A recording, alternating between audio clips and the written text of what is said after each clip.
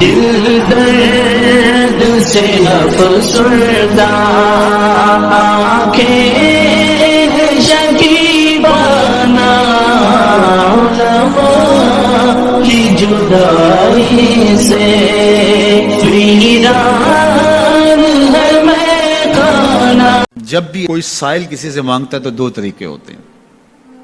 کچھ سائل ایسے ہوتے ہیں جو کوئی بات نہیں کرتے، سیدھا کے ہاتھ پھیلا دیتے ہیں۔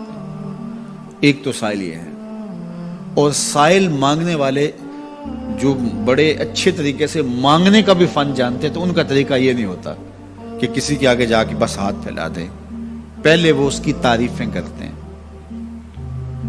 پھر جو ہے وہ اس کی رحم دلی کا ذکر کرتے ہیں، پھر اس کے مال و اسباب جو اس کو دیے گئے ہیں ان کے قصیدے پڑھتے ہیں، پھر اپنی وفاداری کا اظہار کرتے ہیں، پھر جھولی پھیلاتے ہیں۔ تو یہ دوسرا اور مہذب طریقہ ہے۔ ایک تو مانگنے والا اپنی ضرورت کو یوں ہی کسی کے سامنے رکھ دے، اور ایک یہ ہے کہ مانگنے والا اپنی ضرورت کو رکھنے سے قبل جس سے مانگ رہا ہے پہلے اس کی تعریف کرے۔ اب بندے اللہ سے ہدایت مانگنے کے لیے کھڑے ہوئے، پہلے تو وضو کیا، صاف ستھرے ہوئے، کانوں پہ ہاتھ لگائے، اس کے بعد ہاتھ باندھ کے ادب سے کھڑے ہو گئے، اور اب مانگنے لگے تو کیا بولے؟ الحمدللہ رب العالمین۔ وہ آتے ہیں نا مانگنے والے دروازے پہ تو کہتے ہیں دوبارہ وسدہ روے، فلاں ہو فلاں ہو، وہ تعریفیں کرنے لگ جاتے ہیں۔ تو یہ مرحلہ ہوتا ہے۔ ابھی اس نے سوال لب پہ نہیں لایا ہوتا تو گھر والا پہلے بچے کو کہتا ہے جا اتنے پیسے اس کو دے گیا۔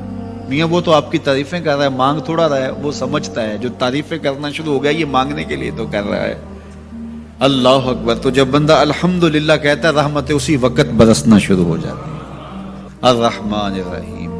میں سخی کی دہلیز پہ کھڑا ہوں جو رحمان بھی ہے جو رحیم بھی ہے، محض اپنے کرم سے عطا کرتا ہے، رحم کی بھیک مانگ رہا ہوں۔ پھر کیا کہہ رہا ہے؟ مالک یوم الدین۔ کسی کنگال سے نہیں مانگ رہا، اس سے مانگ رہا ہوں جو مالک ہے، دنیا کا بھی مالک ہے، آخرت کا بھی مالک ہے۔ پھر اس کے بعد اگلی بات کیا کہتا ہے؟ ایاک نعبد و ایاک نستعین۔ مالک میں پوچھتا بھی تجھے ہوں اور مانگتا بھی تجھ سے ہوں۔ دیکھو سائل اس اعتبار سے بھی دو طرح کے ہوتے ہیں۔ ایک سائل ہوتا ہے جو بائی پاس پہ اترتا ہے، ایک کے گھر کے سامنے جاتا ہے، یہی طریقہ صحیح مانگنے کا، لیکن جاتا ہے کہ گھر کے سامنے تعریفیں کرتا ہے، اور مالک خانہ کو پتا ہوتا ہے کہ یہ ہمسایہ سے بھی مانگ کے آیا ہے، میرے گھر سے بھی مانگ رہا ہے، اگلے گھر سے بھی مانگنا ہے، تو وہ اسے تھوڑا سا آٹا دے دیتا ہے، 1 روپیہ دے دیتا ہے۔ اس کو پتا ہے اس نے پورا گاؤں مانگنا ہے، آدھا گاؤں مانگ آیا ہے، آدھا گاؤں اس نے ابھی مانگنا ہے، تو سارے 1-1 روپے دیتے ہیں۔ ایک تو سائل وہ ہے جو در در پہ جاتا ہے، اور ایک سائل بائی پاس سے اترا، وہاں سے پل عبور کیا، پھر گلی سے گزرتے ہوئے یہاں آیا، اور یہاں آ کے آپ کے ساتھ اس نے کہا کہ میں کسی در پہ نہیں گیا، آپ کے پاس آیا ہوں، اب آپ نے میری ضرورت پوری کرنی ہے۔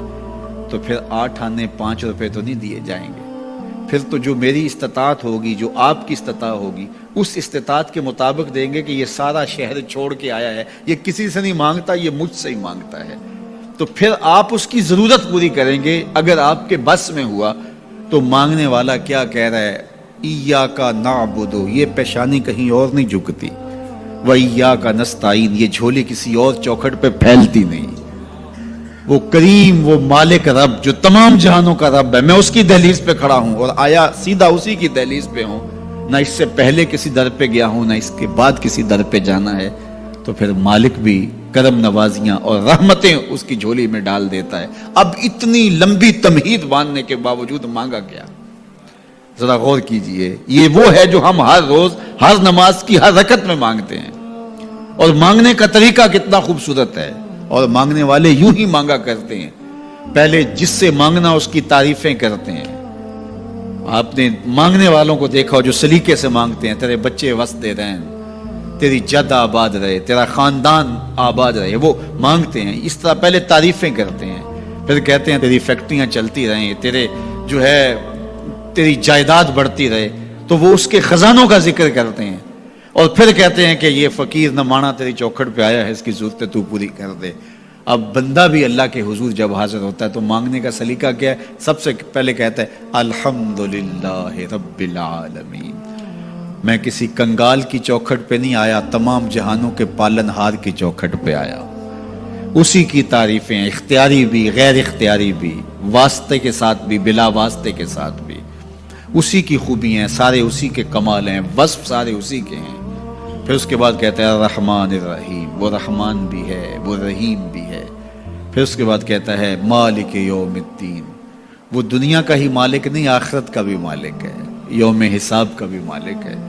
پھر اس کے بعد اپنی وفاداری جتلاتے ہوئے کہتا ہے ایاک نعبد و ایاک نستعین، مالک سارا جہاں بس رہا ہے، میں نے کسی سے نہیں مانگا، میں نے جھولی تیری چوکھٹ پہ پھیلائی ہے، میری پیشانی تیرے حضور جھکتی ہے، یہ پیشانی کسی اور کے حضور کبھی نہیں جھکی نہ جھکے گی.